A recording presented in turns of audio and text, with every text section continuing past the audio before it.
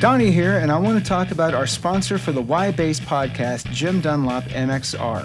Since 1965, Jim Dunlop has given us what we need with strings, picks, straps, and pedals. And not just any pedals, pedals for bassists, which not a lot of people do. They offer the bass synth, which I've used on the Kelly Clarkson cover with the Toadies. They've got a T-bass distortion chorus a la Peter Hook, the Dynacomp for compression, and all bass players need compression. What I use every day on the road is the Bass DI floor unit to give me that extra punch that my front-of-house engineer loves. When it comes to picks, my go-to is the 1mm flex to give me the attack that I need. Head over to jimdunlop.com and check out their massive variety of pedals, picks, and strings. They have it all at jimdunlop.com.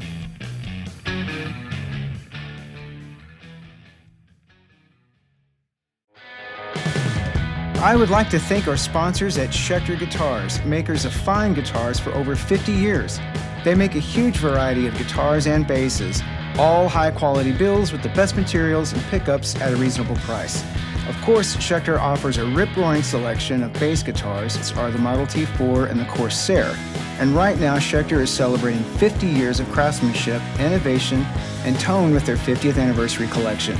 Head on over to schecterguitars.com and check it all out. Again, that is schecterguitars.com.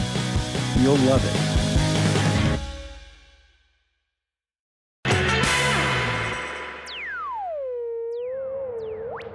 Hello, this is the Why Bass podcast with Donovan Blair, and I'm Donovan Blair. Go figure.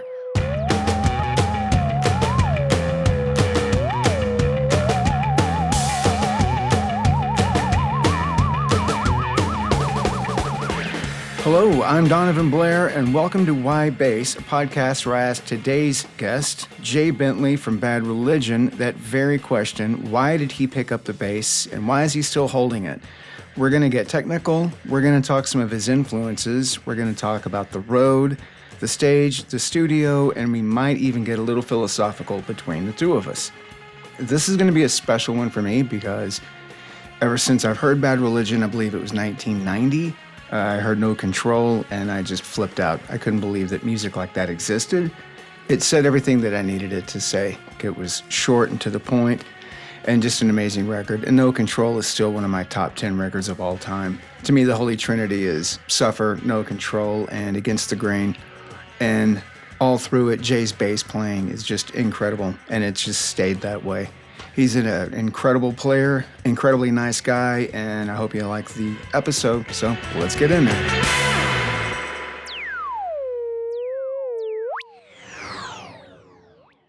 Hi, Donnie. How are you, man? I'm doing great. Thank you again on your day off. And where are you? Hanging out Where with are me. you? Where am I? Yeah. Amarillo, Texas. That's what I thought. I thought you were Texas. Isn't Texas cold too right now? It is. We're getting the shit into the. Well, last week was the shit into the stick. We fare okay in the Panhandle. Yeah. We're actually closer to Albuquerque and closer to Denver than we are Dallas. I know where you are. Okay. Oh yeah, you do, but not a lot. A lot of people. No, I know, think, but I'm a Wichita, Kansas kid, so I know that whole area. Oh yeah, all right. So you know exactly what kind of weather we get. Yeah. I didn't. You're from Wichita? I am. Yeah. Badass. Okay. Were you a lineman? Great song. No, but I like the song. It's a great song. I didn't know you were from Wichita, Kansas. Yeah. Wow. When did you move to California? 1966. Wow. My dad was a Marine and went to Pendleton, and so Okay. back to Kansas, met my mom, blah blah blah. I'm 2 years old, and my dad says we're going back to California. Man, that was gold, and so yeah, But I spent all my summers in Kansas, and Okay. if I wasn't in school, I was in Kansas because my parents were like, "Yeah, later, then get back to your grandparents because we're not doing this." Like, I want to hang out on the beach. Nope. We want to hang out at the beach. You're going to Kansas. You're going to Kansas. Wow. So about that time, is that whenever you got into bass? Was it in California or was it in Kansas? Well, I mean, I got into bass strictly when Bad Religion started. I had been a guitar player since I was 8 years old. And then took guitar lessons and did all that. And then when Greg said, hey, I met a guy, we're going to start a band. And I go, great. I've got my guitar and amp. He said, oh, no, you're playing bass. Okay. All right. And, my initial thought was, but I'm Ace Frehley. I don't want to be Gene Simmons. Oh. Gene's cooler. Not these days, but back then he was. Cooler than Ace Frehley. Oh, all right. You sound all right. Zach would agree with you. My brother would agree. Image-wise, I think that really the only thing that I sort of thought about as a bass player at that time, and this would have been late 1979, was Sid Vicious. As a bass player, right? Quiet Riot had come to my school, so I'd seen Rudy Sarzo, but I was only staring at Randy Rhoads. I didn't give a shit about Rudy. I was like watching Randy Rhoads in Quiet Riot. Oh, no shit. So you saw Randy right then, right in front of you. Yeah. Badass. Like 40 people. I would go see him at the Starwood and just stand right at the front of the stage watching him play going, I don't even understand this at all. Which is kind of cool because in all honesty, I had a lot of dreams about being a guitar player, and Randy Rhoads absolutely destroyed those because I said, I'll never be this good. Wow. And I kind of was in this bizarro musical depression until I went to see The Clash at the end of 79 and went, I can do this. This is a thing. Everybody needs more Clash. Yeah, so The Clash. Way more Clash. So would you think of Simonon as like an early influence or? No, but he became a huge influence to me when I started to figure things out. Okay, yeah. So I had to do this mental shift of Greg saying, hey, you're going to play bass. So, I had to make this adjustment in who I was focusing on when I was listening to bands in headphones. Oh, okay. Yeah. Right. So if I'm listening to the jam, it's like all of a sudden I'm focusing on Bruce Foxton and like, what's he doing? And if I'm listening to Elton John, now I'm listening to Dee Murray way more than I was listening to anything that was going on. All of those things were sort of a big shift for me. And it wasn't, I would say by 1982, I had just fully enveloped Simonon as like, this is my spirit animal. Looks, sound, everything about what he was doing was like, yeah, that's for me. That tracks, watching you play. All right, now I get it. Because the P's, the way you play, just the stature, you know what I mean? It's just a kind of I would call it a swagger and a swing. By the time I was like enough invested in our local scene, there's guys like Roger Rogerson from the Circle Jerks who, good or not player, had a stage presence unlike any other. And I remember watching him going like, that's cool. I like that. Hanging out with Steve Soto. Steve Soto was absolutely my best friend. Oh, God, I miss Steve. Steve and I would sit and show each other stuff that we'd learned. And then Jeff Long from Wasted Youth came, and he was the most talented of all of us, and he would just show us all this stuff. We're like, oh, I had no idea you could do that. And when, this is how we learned. We learned by going, oh, I didn't know that was possible. That's great, though. Listening to The Who and going, we'll never be this good. But who cares? But who gives a shit? We're going to be great at what we do. Right. And you are. Well, I don't know about that, but... It's my show. You are. Yeah, you can say whatever you want. I am. It's my show. That's why. And so everyone knows, whenever this got brought up to do this show, you were the first person I thought of. There was like 5 people immediately. I'm like, I want to get this person, this person, this person. And being able to have you on is just badass. I'm very, very, very happy. I found that what I really enjoy talking about bass and how I enjoy talking about it isn't necessarily to other musos, but it's really to people that are just starting out. Yeah. Because I realized that all of the questions that I had when I was starting were never answered. It was just trial and error. And I love telling people, well, I would do this and skip all this other stuff that I had to go through to get to where I'm at. A bunch of hacks, yeah. Well, I think that by the time you get to where we are, you know what you want to do. and I know what I want to do. Yeah. And you know, I'm not going to tell you anything that you like, wow, I did not know that. But to somebody who's coming in going like, I don't know what I'm supposed to do. It's like, well, where are you in your band life? It's like, well, we're just kind of getting our legs under us. Perfect. Yeah. It's a perfect time for you to figure this out. It's like on the job training. Yeah. Every band is different. They should be, in my estimation. Every band should sound different. I don't like it when bands all sound the same. It's like, well, who cares? Yeah. What do you guys like? We sound exactly like you. Don't. We sound exactly like you. What's your advice? Don't. I mean, honestly, I think that if you're in a band and you have a favorite band, then you should write the songs that you wish your favorite band would write. Wow, that's great. Yeah. But I think not everyone thinks of that, though. Well, I think that we've gotten caught in this cycle of that is successful, that is working, so we'll just do that.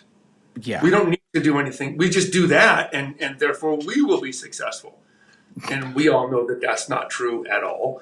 But that just seems to be the precursor to people getting in a band is this, they're so far out ahead of themselves of like, we're going to be like this band.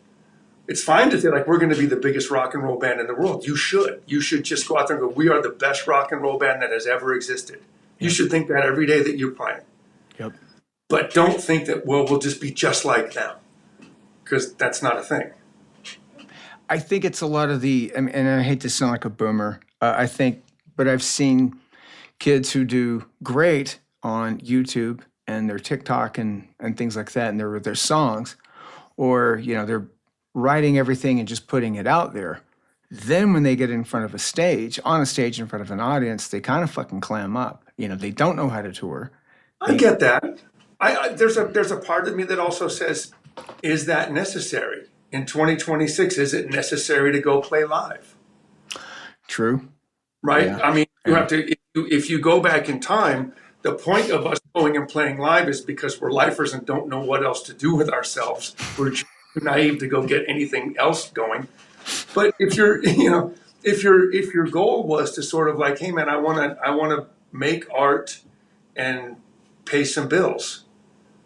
Okay, well, you can get that with streaming services. You can just put out enough content and sort of drive your social media for whatever likes and, you know, interactions.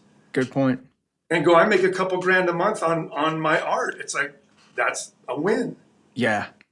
Good point. Yeah. And I mean, you're right. We would all go tour to play in front of people to promote our music. So if we can do the same thing, I see them going out on tour. They think that's what they're supposed to do, though. I'm sure there are those kids that... Right now, that's the hardest thing to do. Oh, yeah. It's the hardest thing to do right now. Well, it's easier these days. It's definitely easier. I mean, we had it made compared to when you guys went, you know? It's easier at a certain level, but I really think that the get in the van time is harder than ever. Right? True. Yeah. That whole thing of like, we're just heading off into the wilderness and making every night we're making phone calls for the next 3 days down the road to get gigs.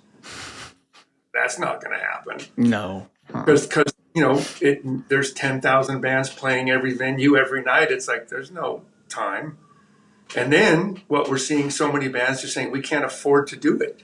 Yeah. Right?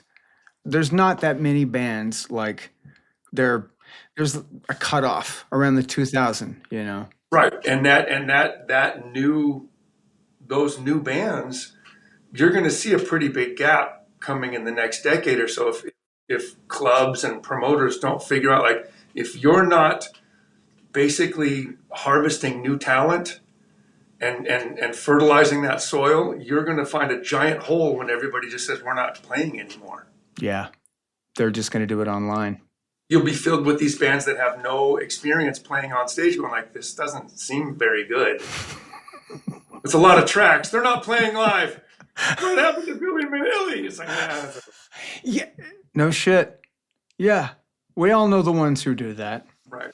All right. So you started, and Greg told you, he was like, all right, you're going to play bass. Yeah. What did you go to? Like, all right, like, fuck, I got to figure out bass. What did you go? Well, the first thing that I did was I had to buy a bass.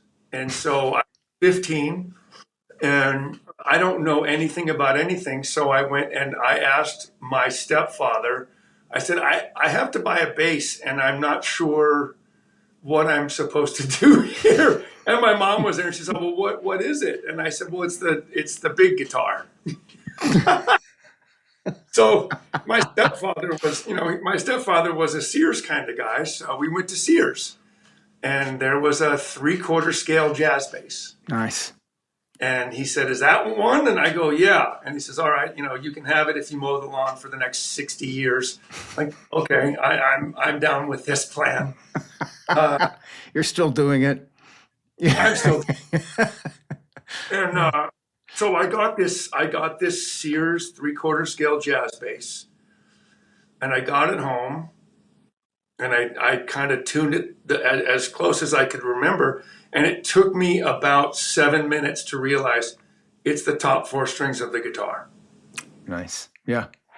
And once I had that realization of what it was, because I thought it was just some whole different fretboard tuning. Yeah, I didn't. I was like, oh my God, this is crazy. Once I realized that, it was like, oh, I don't care about this. That was easy. Because you already played guitar. I'm playing lead guitar all night long. Yeah. I'll show you, Randy Rhoads. Guitar all night long. You bastard, I'll show you. I'll do it on bass. Fuck with me now. But all right, that makes sense because of your bass lines and just how everything was fluid and there was just so many good lines, kind of alternate lines, and just your note choices. There's something going on there that's not like I just started playing bass. I didn't know guitar. I barely know guitar now, So you can tell when people had played guitar beforehand, they had a better, deeper understanding of where the bass needed to sit and where they wanted to push it. You know what I mean? I do, and I don't think any of that really gelled in my abilities until like 86, 87. Okay. So from 80 to about 86, I was still in this sort of like just sponge phase of learning, trying, not being able to play the things that I could hear in my head. Mm-hmm. Yeah. I would hear things, but I couldn't do them because I just didn't understand how to get to places. There was a lot of frustration, because I was learning on the job, literally. Yeah. And so a lot of times my default mode was I would just look over at Brett and see where his finger was on the fretboard when he was playing a bar chord, and I go, all right, I'm going to go there. Yeah. Yeah. And so I think that whole learning phase of I didn't really have anything to do with Jay Ziskraut or Pete. And what little things that I did do, I did have it in my mind, like I didn't want to step all over Greg. Okay. I didn't like busy bass during the vocals. I didn't know why. It's just in my head. That's just not what I liked. I learned later how that all worked. By the time we did Suffer, I had a really good idea of where I wanted to fit in. Well, I mean, when you also innately, I'm sure that was just your friend at that point. But of course, it's your friend that has a fantastic voice, and you obviously know, I don't want to step on that. That's what people want to hear. The other part of and I didn't know this in the 80s. I probably did know it, but I didn't understand it. Was the way Greg sings is not only is his voice, and it was very different in 82 when we did How Could Help Anywhere. He still had a prepubescent kind of meh. Yeah. But the thing is he has an amazing ability to enunciate words at a high speed. Yeah. And so what I remember Brett saying, it's almost like we have 2 drums. We've got a drummer playing the drums, and then we've got this singer that can spit these words out in a patter. And you can understand what he's saying, but it's percussive. It's not wow. It's it's a drum. And I went, yeah, okay. So that concept of like you always want to fit between the drummer and the vocals as a bass player, it's like, well, there's two drummers. Wow.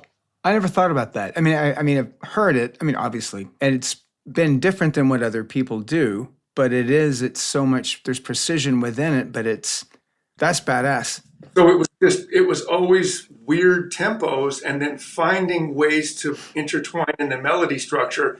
And my big thing was what I liked to do, and maybe this was, I don't know where it came from. I'm not even going to say, I'm going to say, oh, maybe it was this guy, but I don't know. But I used to really enjoy building more runs through the song, like starting out kind of plain and then building more and more activity through the song so that it was just getting more and more exciting. Yeah. And the other part was when Greg would finish a line, I would like to kind of go and like echo that sort of whatever he just did. Yeah. Because it always felt like that was kind of cool. That was like this call and response kind of thing. So these were just, dumb things that were like, oh, that's cool. That's just stuff that pops in your head and you go, oh, all right, that's okay. And maybe the reason is because without any formal training, you don't know not to do things. I don't know what the hell I'm doing. I still don't know what I'm doing. It's my show. I'm going to disagree with you. So there. I've disagreed with you for about, 37 years now on that one? I don't know what that was. Well, you're faking it like a motherfucker. I'll tell you that right now. Hey, I learned that from Baker. Baker told me. Me and Baker were on stage, right? He was the greatest teacher. He's like, look, I'm going to show you something.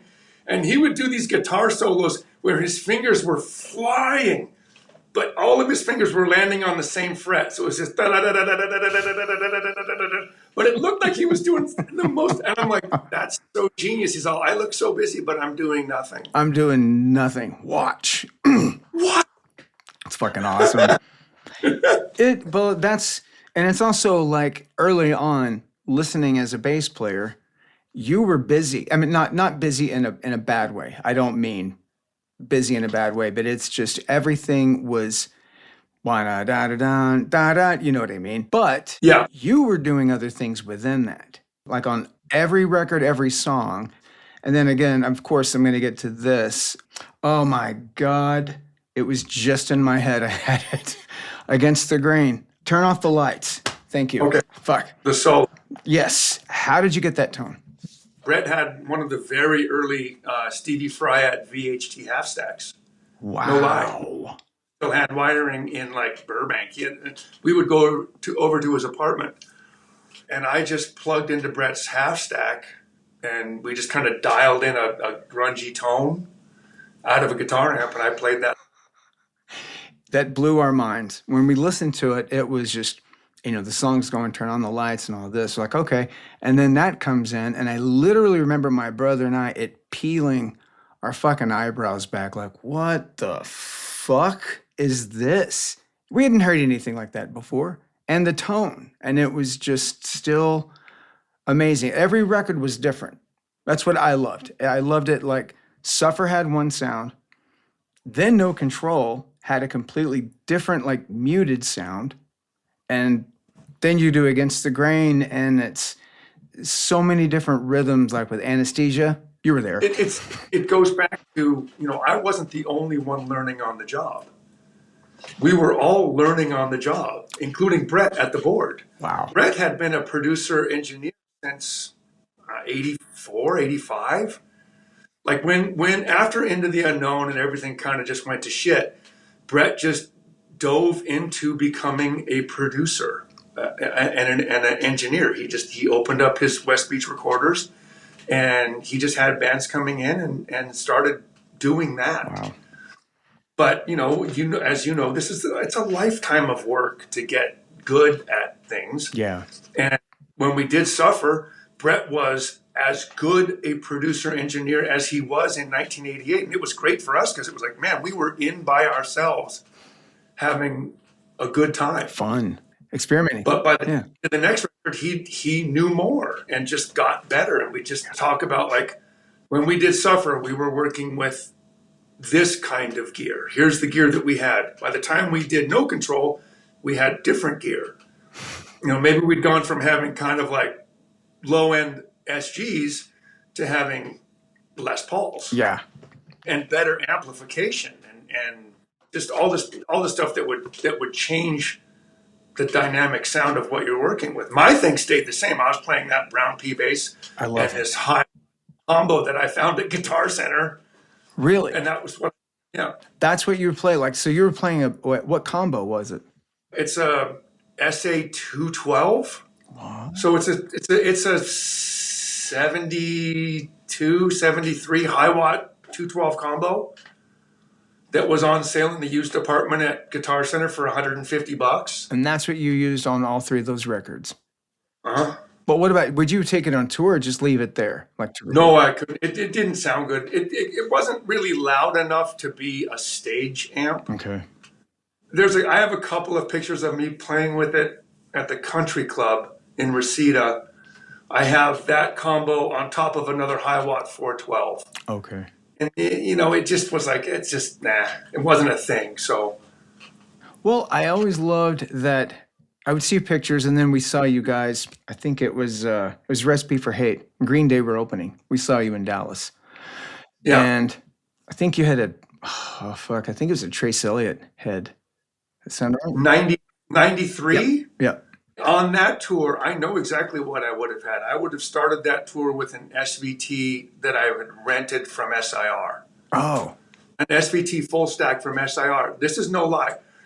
We started that tour in LA, and like the third stop was Petaluma, California. And we were playing, and my SVT rental head blew up on stage. Boom, gone. And, punk rock shows back then, it's like, oh, blah, blah. Like, and everybody's standing around, what are you going to do? It's like, I don't know. Well, it just so happens that a couple guys that were standing on stage were Mesa Boogie guys, and they went out to their car and brought me back in a 400 plus, put it on top of my thing. I played it that night and went, wow, that was great. And they said, it's yours. You're kidding me. No, I'm not. Wow. So by the time we got to Dallas, I would have been playing a Mesa Boogie 400 plus into a SVT. Where am I 810. getting the Trace Elliott thing? Was that maybe in Europe? Every time we went to Europe, we would get opening acts to come on our tour with the knowledge that we're going to use their gear.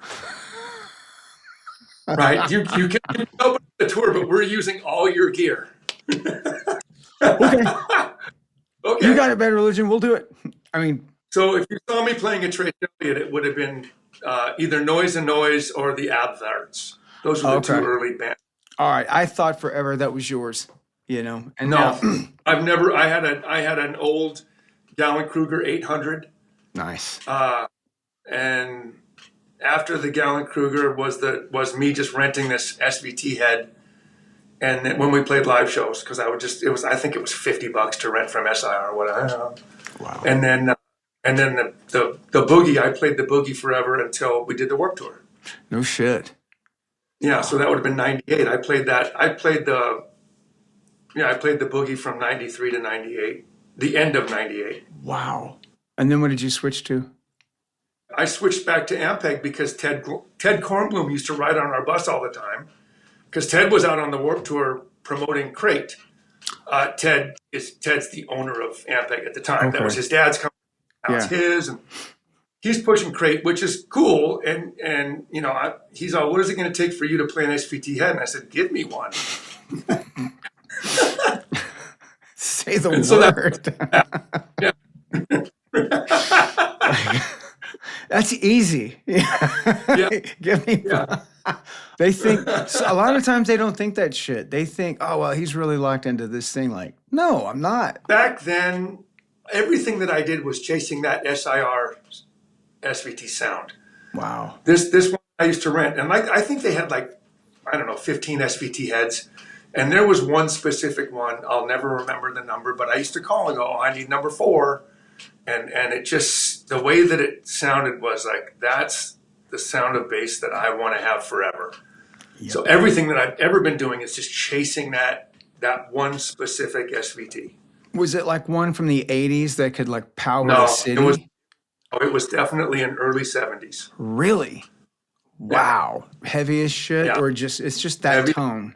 Super fragile. Like if you looked at it wrong, it would just start smoking. But where it just was, it sounded like a piano, a grand piano plugged into a Marshall. Wow. And you're just like, this is so massive, so deep. And it's just, and you think, oh, I'm going to go, I'll try another Ampeg. Nope. The sad realization that there are unicorns. Yeah. Yeah. Right? Yeah. It drives you nuts. It does. It really does. does. That's something that is a rabbit hole that most of us will go down. Sometimes you get lucky. Sometimes hard work pays off. And sometimes you just kind of give up and go, you know what? It's good enough. Yeah. I'm never going to find it until you give up and then you find it. Yeah. Maybe it's more of a compromise.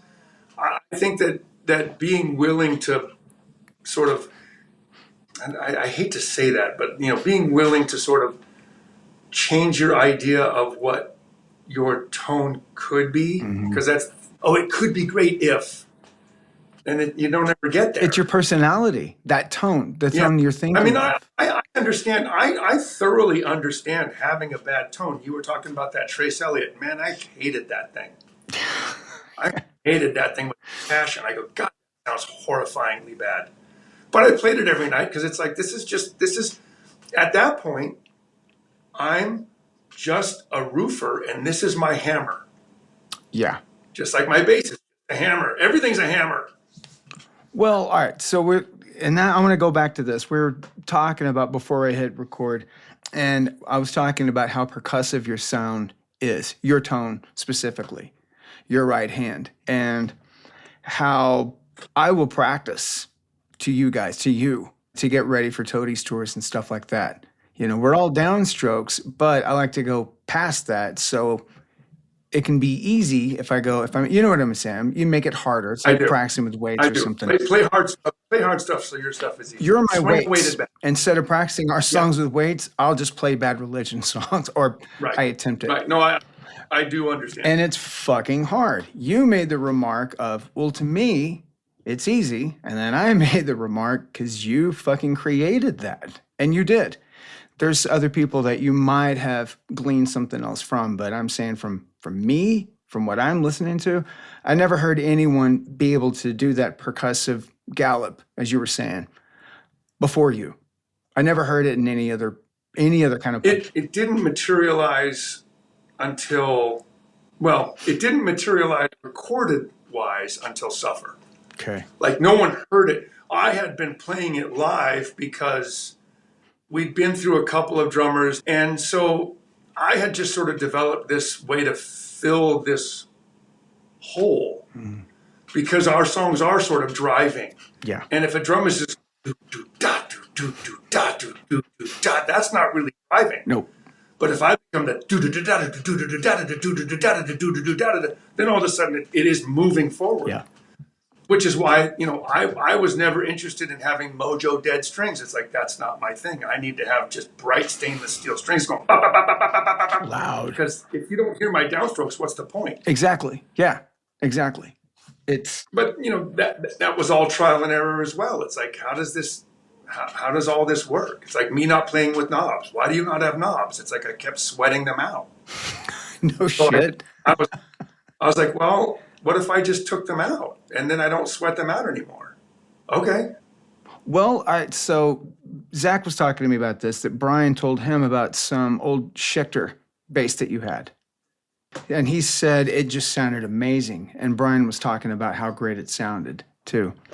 It didn't sound great on record. Really? Which did you? Nope. Is it on any recorded record, or you were just like, nah, fuck this? No, it didn't. I mean, we were always willing to play everything, like bring everything that you have so that we can like listen to how things go. And it didn't matter what I brought in. Here's a 64P bass. Here's a Thunderbird. Here's this. Here's an Epiphone. Here's my 78 wine red P bass. That's the one. Every time. That's the one. It never changed. I would bring it with me when we started actually working with producers. Rick Ocasek, holy fuck, that's the best sounding bass I've ever heard. Todd Rundgren, where did you get that bass? My bass. Leave me alone. You know what I'm saying? Wow. Yeah. That's badass. No shit. But once again, unicorns. Like, where did you get that? It's like, I bought it at Norm's for $400. What do you want? Really? The Norms, Yeah. like Rare Guitars, that same place? Yeah, Okay. before it was what it is now. It just used to be a much smaller shop in Tarzana. Wow. So that's where you got it for $400. Hmm? Fuck. That's yeah, total unicorn. I love those stories when it's you don't know you're buying this thing that is gonna just sound so amazing and is going to power every record that you're gonna be doing for however fucking long. All my stuff got stolen, and I'm like, oh crap, I gotta go buy stuff. I guess I better go find a bass. $400 is kind of a lot, but okay. Wow, this thing's really good. Fuck. $400. That is a great fucking story.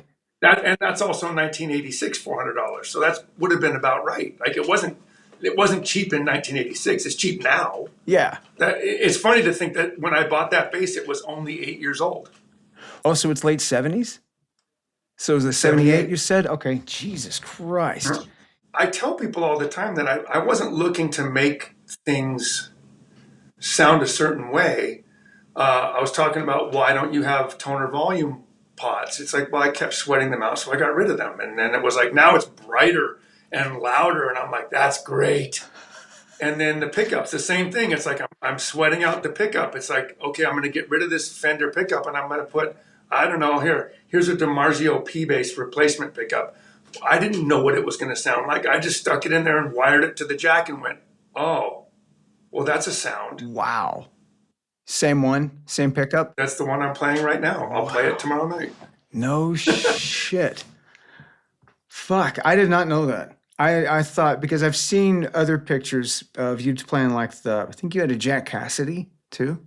I did. Is that right? And Brian bought that. I kept complaining about my back because that Schecter is a mahogany bass. Oh, that God. Schecter was like mahogany. That thing weighed 16 pounds. And so I was always like, oh, my back. And so, Brian's like, here, just shut up and play this Epiphone hollow body. I'm like, cool. What did you think of it? I thought it was awesome. I ripped the pickup out right away and just kind of, Hans actually, he's the one that routed out my first one and put a P-Bass pickup in it. And then I got a backup and did the same thing. Wow. And it's just a screamer. That's a great bass. Those things are fun. And it's lightweight and makes you play differently, I think. And the weird part is for that, I didn't want to play differently. Yeah. Like, in all honesty, that Epiphone sounded great playing Epiphany. Oh, I bet. I love that fucking song. Great song. Yeah, that. When I would play that live and play that bass, I'm like, this is what this bass is made for. Yeah. Do you still, is Epiphany still in the list? It's like it's not? Okay. I get it. We have 300 and something songs. Look, it's fun. I had a talk with Greg before we started this tour, and he just said, a lot of the songs that I was writing were to challenge myself as a singer without that thought of, I have to sing this every night. And I was like, well, yeah, I hear you. I did some things in the studio that I'm like, I'm never doing that again. Wait, things that I'm like, no, I'm not doing that. That's a recipe for carpal tunnel. Yeah. I know when to fold them and know when to walk away. I'm the gambler. Call me Kenny fucking Rogers. I'm not doing that.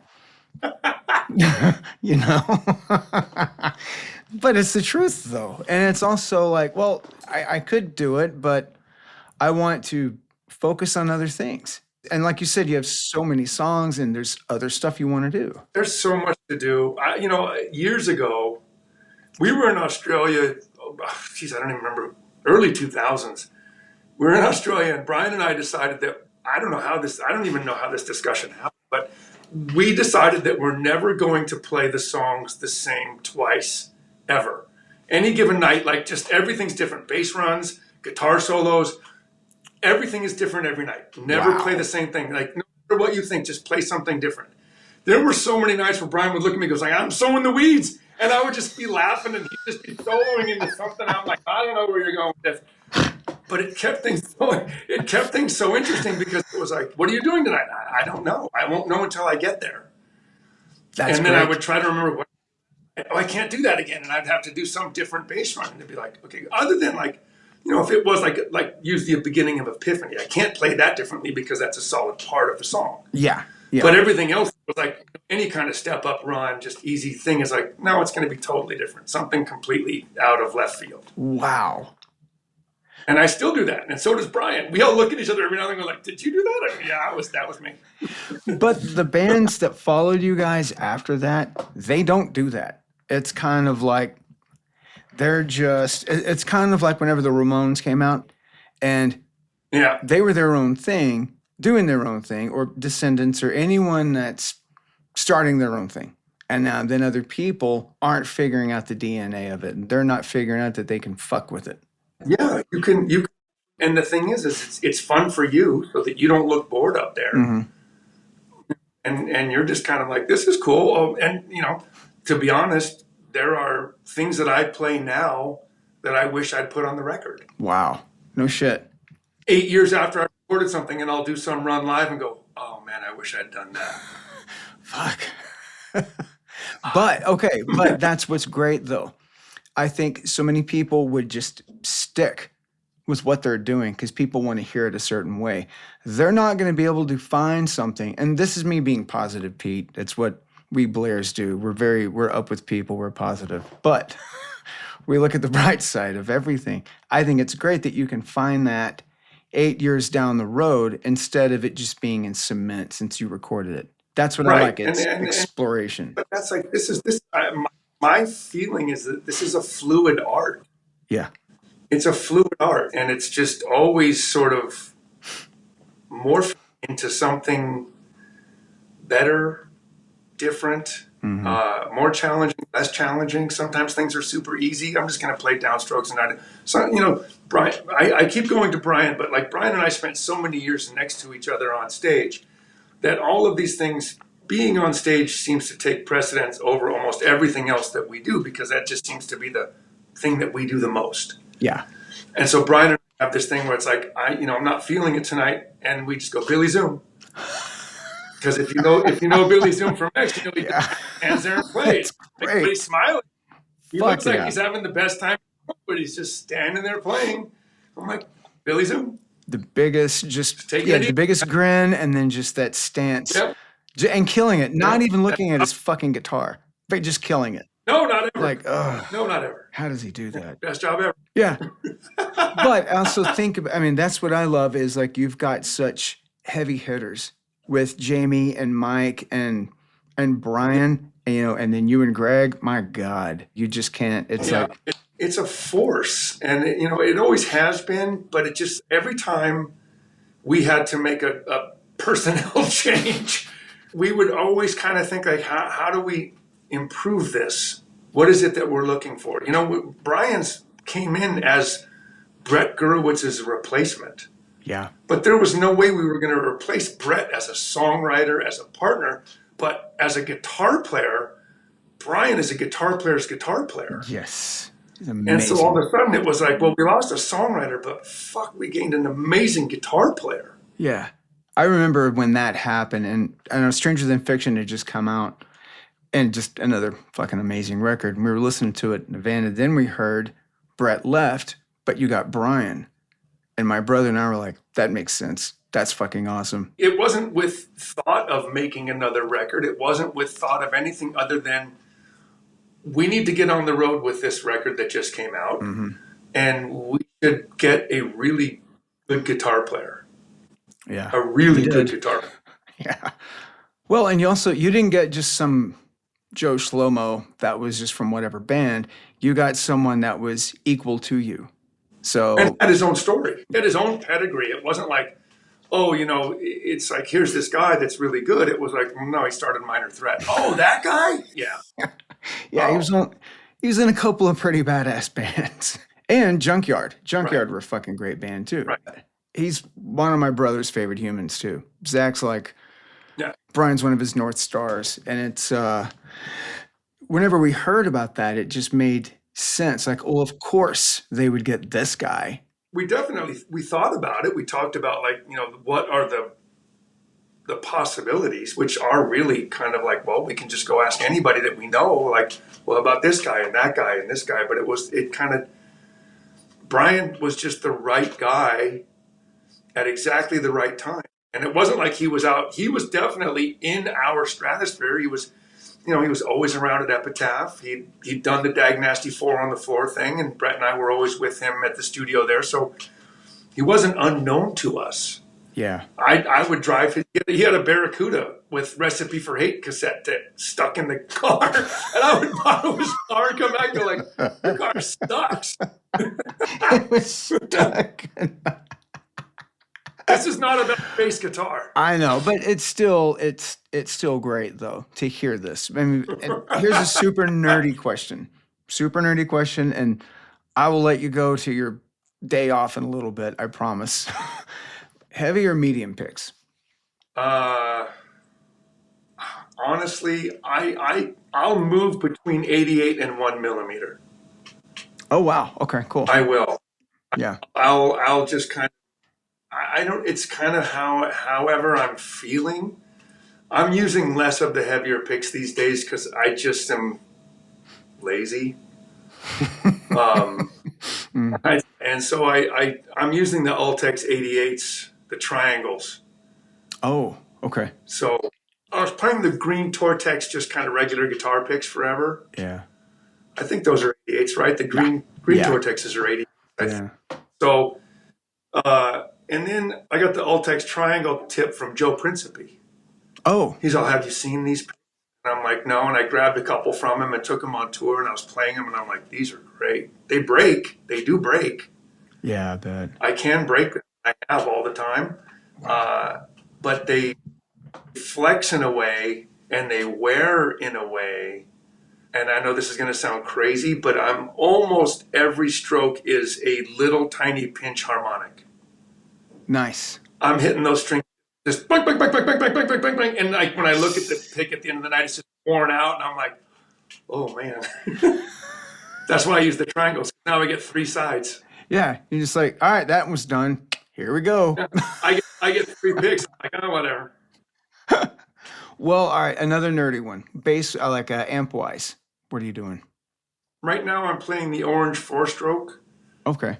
Solid head. This was my final act of rebellion against Ampeg because I was spending about $1,000 on repairs for my SVT heads every tour.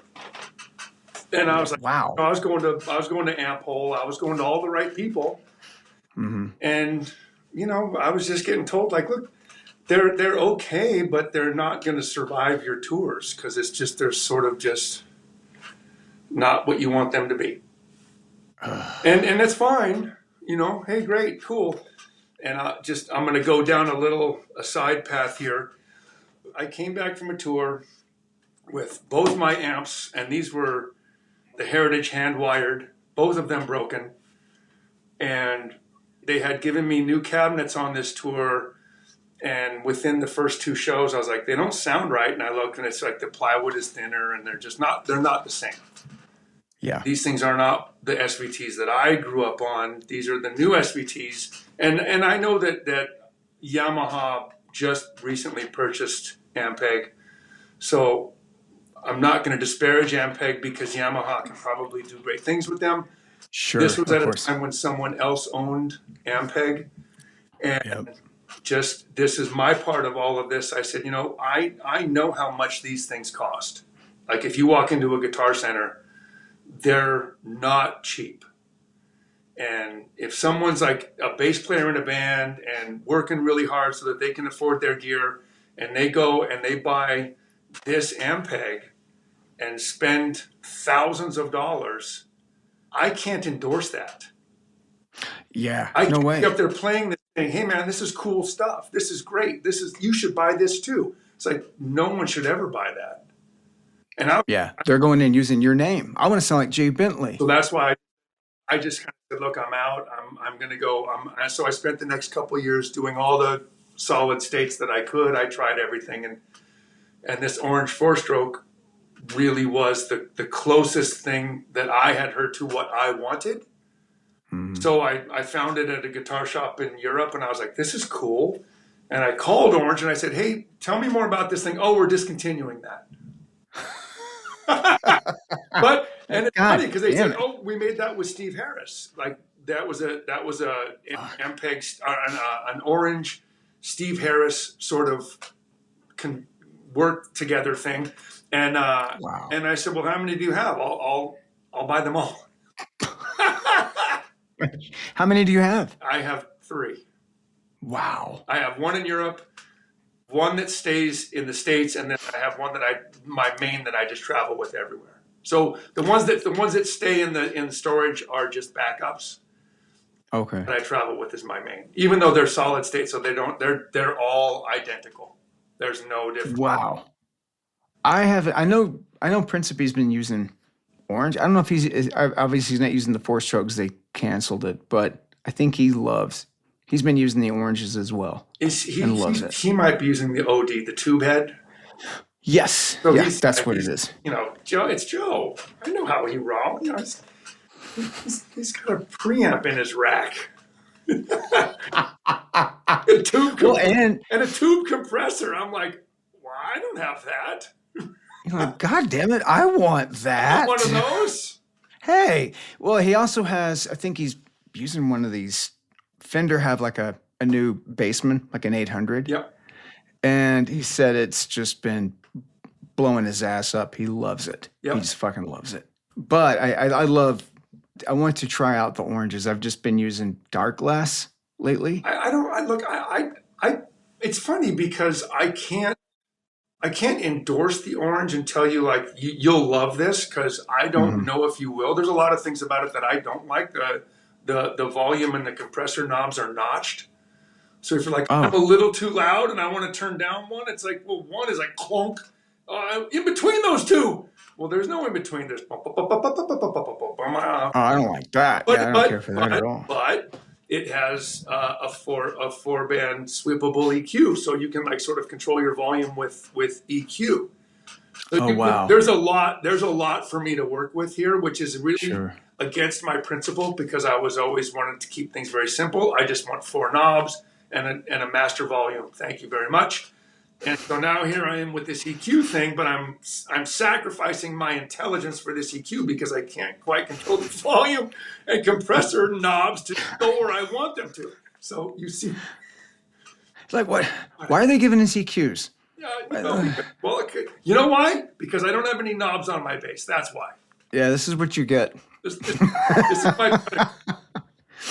I don't like I have EQs on mine, and I pretend like I know what I'm doing. You know, I don't fucking know what I'm doing, and I will. Other people, well, you should put some of this one level of K. I'm like, I don't know what the fuck you're talking about. I do, and so this is the part where when we talk about bass players in bands asking for advice, I say, look, the one thing that I implore of your entire band is to listen to each other, not like listen to each other in a hippie way, but if your guitar player is playing a telly and is kind of high-end shrill, don't be high-end shrill, right? You need to be like a low-down bass player because that way you're filling the bubble. I see all bands that, they sound about up here. They sound about the same as the hi-hat. Shh, all this just high. Like, what are you doing? Like, there's no full band. So, for Bad Religion, everything that I was working towards was finding a way to punch through 2 Gibson SG Les Paul humbuckers, Marshall half stacks, full volume. How do I punch through this? Because otherwise I'm just getting lost. And so stainless steel strings, maple neck, DiMarzio P bass pickup, get rid of my tone and volume, badass bridge, all of these things that sort of are like, okay, sound. And that sound worked to help carry the Bad Religion steamroller where you could hear the bass percussively and musically. Yeah. In comes Mike Dimkich, and Brian Baker looks over at Mike Dimkich and says, we're all moving to P90s. I heard about this. And I went, oh, cool. And it took 3 shows before I went, I don't fit in here anymore. I don't, my sound, which was built for 2 very specific guitar sounds, did not work anymore.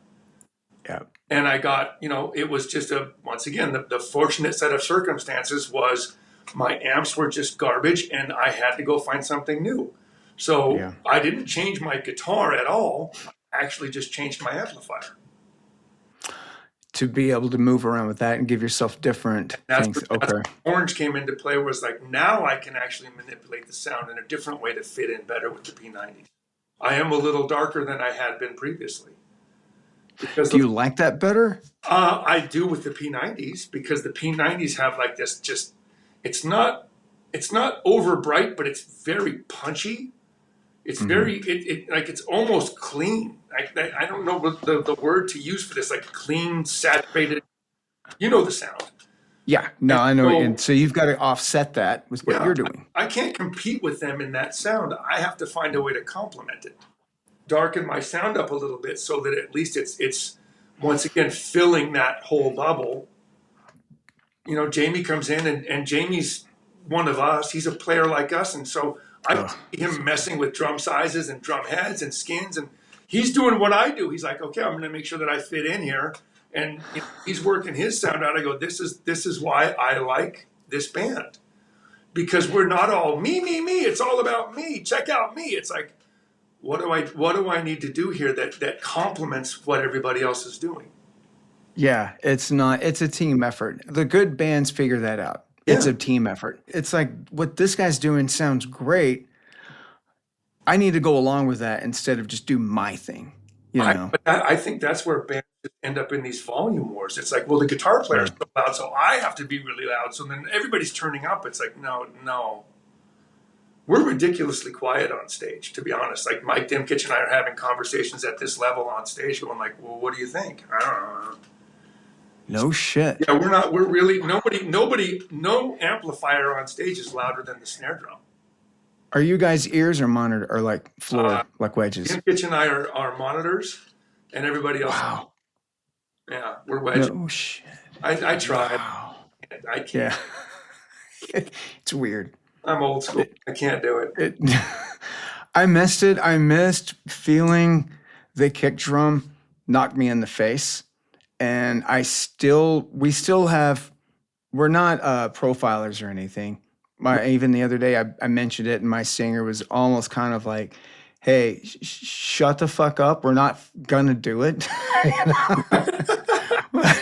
Like, I've said this before. We're not fucking doing it. I mean, right. I love to feel my 810 hitting me in the back. Yeah. So I don't need it. I've got it here, but I feel better. I don't, we're not loud enough to have that feeling anymore. Wow. Honestly, like, nice. those days, I remember those days where it was just like, man, we were just pumping and the hair standing on end and like, yeah. And it's like, you know what? This is more stage nerd stuff, but if you ever come and see us live, there's one thing that you will never see on a Bad Religion stage. You will never see a microphone in front of a speaker. You will not. Wow. Everything that's happening out of those amplifiers is for us only. No shit. No shit. So the front of house is just DIing? Yep. What's he doing? Everything that comes, as far as my bass, my bass goes to a tuner, to a DI, and then around to my amp. So you're just getting straight DI. And what Ronnie does at the front of house with my stuff is none of my business. But everybody says, like, you have the best bass sound of anybody. And I go, well, that's what you're paying him for. It's just the bass. There's nothing else. There is no processing. No shit. So, it's preamp. I mean, it's before the amp because it's the DI. It's not even hitting nothing that. I do on stage matters to Ron. He doesn't care. Jesus. So your tone is, they're literally hearing the bass. Yep. That's it. Yep. Fuck. That's like Geddy Lee. He hates speakers. But wow. So that's the true hallmark of just an amazing bass, though. You know what I mean? Yeah. People are just hearing that. Yeah. And also that you have that much faith in that bass and playing. I mean, it's like that's that's a slippery slope, I think, for me. I like to have other shit ahead of it. That way, if my right hand isn't as consistent. I think that's the problem with like having control over something. It would be no different than making a record and going in and usually when we make a record now, it would be the high watt combo or something similar, an SVT. So these two things in conjunction, and then one just straight DI clean track, 3 tracks. One clean track in case you wanted to run it through another amplifier or just wanted clean to mix in with something, an SVT for whatever, and this high watt for that other sound, and then you just blend those into one sound. I would never go in and tell Brett, oh, by the way, you have to do this and this and this, or like me out there messing with knobs going like, I don't like the way it sounds. It's like, how do you know? How do you know you don't like the way? Try it. Exactly. Try it. That's a studio. Yeah. That's the studio. Like when you go out to a restaurant where the guy comes up and says, would you like pepper? Before you've taken a bite, your answer is, how do I know? I don't know. I don't know. Does the chef suck? I don't know. Is he shitty at his job? Sure. I did not know that. That's just what you're doing. That's fantastic. That's just you. It's just your bass coming through it. And he doesn't care what I do up there with amplifiers. He's like, I don't care what you do. So that took that, that takes that whole like I have to sound this certain way to get that into the microphone for Ron. It's like no, that doesn't matter. I don't care. Yeah, I get that into my head too, and they're kind of like, shut up. Just doesn't I will matter. annoy the fuck out of our. No, they're like, I don't care. It sounds good. You're paying me to do what I do. You do what you do. I got it. Yeah. And it's that trust. Yeah. You're a sound man, and I implore young bands, like the minute that you can, hire your own sound man that travels with you and does everything that you do, because any house guy, they're going to make you sound the way, however much they care about you, which could be a lot or very little. And you could travel hundreds of miles to go play a show that you think is very important, and have the house sound man not give a flying fuck about you. And all of that just was like, why did you went all the way up there to sound like shit? And people go, that band sucks. Well, they're actually good, but they weren't smart enough to hire a sound man that knew their sound. That helps them. All of it has to do with logistics. It's like it might not be something that you can afford, but this is how we all start, right? There are kids coming out of recording schools every single day that they have no resume and you have no resume, so you both go make a resume together and learn on the job. That's why I tell people, I go, look, you might not like it, but get a guy that can do your sound, and they can pack shirts and they can drive the car or whatever. Like they don't just sit around and like, well, I just wait for the band to play. They can do other stuff as well, but you need that extra person in your band to make your band sound good. Otherwise, what are you doing out there? And make them happy. Yep. You got to make them happy as well. I mean, and make sure that you're doing, if they give you suggestions, okay. Last run, I had this goofy pedal, whatever. It wasn't working. And our sound man was like, it's not working. Like, oh, but I really love the sound of it. He goes, that's cute, but it's not working. Had to dump it. Right. Because, when we were starting, when we were we were well through Suffer and, before we had a sound man. But I remember house guys going like, hey, if you guys could turn down, I'm like, yeah, shut up. You just tell the house guy, like, I don't care about you. You don't, whatever. But that's like that mentality. Mm-hmm. But you get your guy to go, hey, man, you guys got to turn down. And you're like, oh, okay. Because you trust your guy. The other guy might just be annoyed. He's just mad because he's trying to eat a fish sandwich and you're really loud. It's like, you guys are too loud. I can't talk to this girl. It's like, or I'm not up there. I want to be up there, and you guys are, so they're just pissed off and they're going to throw a shit fit. There's that. There is. So anyway, that's a thing. That's the end of my PS. Listen to Jay, guys. Seriously though, All right, well, I'm going to let you enjoy because it's gotten darker where you are. I hope I have not ruined your It's like day 4 off, o'clock. man. I'm in the Arctic Circle. Fuck.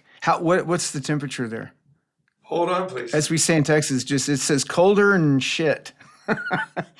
We heard up here that colder than a pip is the equivalent of colder than a pit. It's 23, but it feels Colder like and 7. 23, but it feels like 7.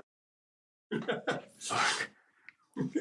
We had that the other day in Texas, and we kind of and most Texans just shrivel up. They don't know how to do it, especially in Dallas. There's ice, the entire town shut down. Do you know what doesn't work in ice? What? Cowboy boots. It doesn't. It fucking doesn't, dude. But weird enough, up here, we have the infrastructure for that where I am, Well, so it's kind of like. You're close to all that stuff, so you know what goes on up there. Yeah, we were down for like a day or so. It was still colder, and it's colder in shit. You don't say then, it's colder in shit. That's how we say it. Yeah. But yeah, colder in if you're shit. ever going through Texas, and if you're going through Texas, you'll sound like one of us, but you don't want to. So. Maybe. I got nothing. All right. I could do You know Texas. what? Come hang out with me. I'll take you around. I'll have you talking like one of us in no time, okay? Right now, you sound really intelligent, so don't take me up on that offer. Okay? You're a very intelligent, well-spoken man, so don't do it, okay? I'll just stay here. Again, though, thank you again for doing this, Jay. This has been a fucking treat and just a highlight. I wanted to happen the minute this show got talked about. Like, I want to get Jay. So I can't tell you how much I appreciate it. This has been awesome. If you ever come up with any other questions, I'll just pop in and just go like, hey, I had this question. I go, okay. I'm just going to, hey, I got another one. It's going to be like the Jay Bentley episode, point 2, point 3. If it's something for bass players, I just think in all of my time playing bass, there hasn't really been a resource for bass players to learn. Like when they're learning, it's like, how do I do this? What do I do? What do I get? How do I play? I don't know. And so for guys like us, like it was like just trial and error. Yeah. Well, that just came. I have an idea, and whenever we shut down, I'm bringing up this idea to you. Okay. Okay. Folks, you'll find out that idea much later. Okay. to be continued.